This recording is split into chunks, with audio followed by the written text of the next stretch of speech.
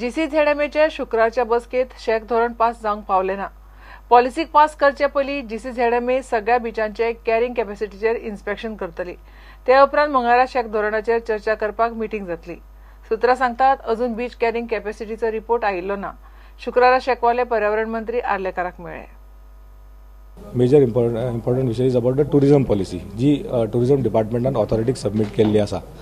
So त्या ऑथॉरिटीन अशें decision घेतला की शनिवार आयतार आनी सोमार 2 expert member along with tourism डिपार्टमेंटाचे मनीस, ऑथॉरिटीचे ऑफिशियल आनी फिशरीज डिपार्टमेंटाचो मनीस अशें वचून एक सर्वे करतले बिचाचे, बागा सिकेरी, केरी टू मोर्जी आनी कोलवा सायडीक बी सगळे कडेन ती इन्स्पेक्शनां करतले आनी मंगळारा फुडली मिटींग जातली जोनपारची।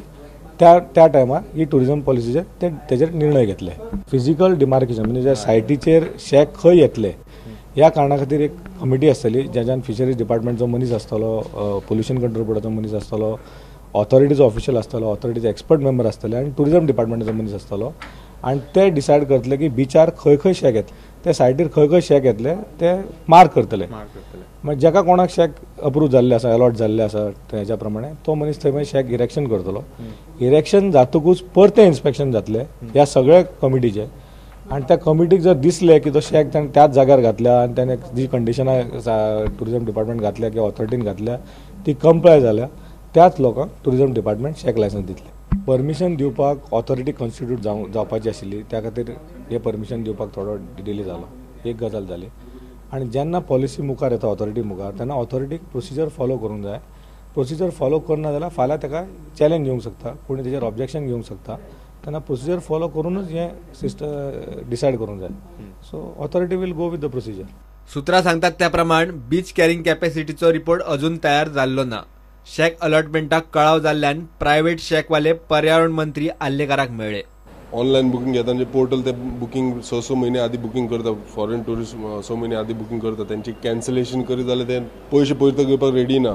आनी दुसरे ऑप्शन आमी सायडीकले नेबरा कडेन सुद्दां रूम घालतले जाल्यार तो सुद्दां ऑप्शन ना, कित्याक तेंचे कडेन रूम ना आनी जे टुरिस्ट हट्सान रावपाक येता ते हॉटेलान रावन सोदना आनी ते 6 म्हयने पयलीं आनी 1 वर्स पयलीं बुकींग करता, तेंचे हाल जातले हे आमी प्रॅक्टिकली तांकां सांगलेले आसा की we are in do or die situations, आमकां कितें करचें आमकां काय कळना। टुरिस्ट सीझन सुरू जावन म्हयनो जालो, सरकाराची अजून शेक पॉलिसीच जाल्ली ना।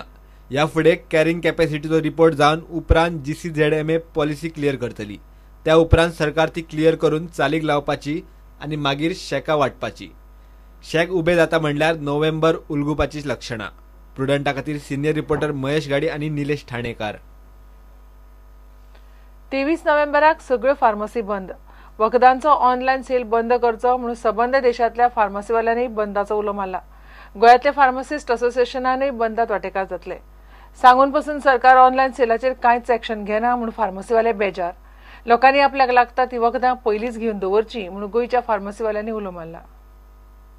So a parent body that is All India Organization of Chemists and Druggists Association, AIOCD, has called for a nationwide band on 23rd of November 2016.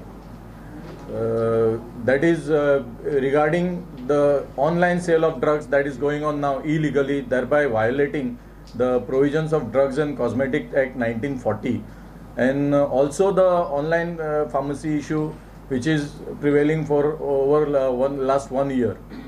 We have been continuously opposing this move of online pharmacy. There are many portals, the web portals, which are operating illegally right now. We have made several representations to the government and the authorities have just failed to take note of the same. So in protest of this and in support of the Bandh, our body here, that is the Chemist Druggists Association of Goa, where we have 800 odd members, we will be also resorting to the Bandh on 23rd of November for starting from midnight of 22nd November up to 23rd midnight, that is 24 hours. They have anybody under inconvenience, and that's why we are calling this press conference well in advance so that people are aware that there is no pharmacy is going to be open on 22 November. So please stock your medicines for that particular day or 2 days before that. We appeal to the people. We don't want to put any public into inconvenience. We understand their need, but then we are also helpless. It is not only for our betterment, but more than us, it's for the betterment of the general public. घेऊया एक break.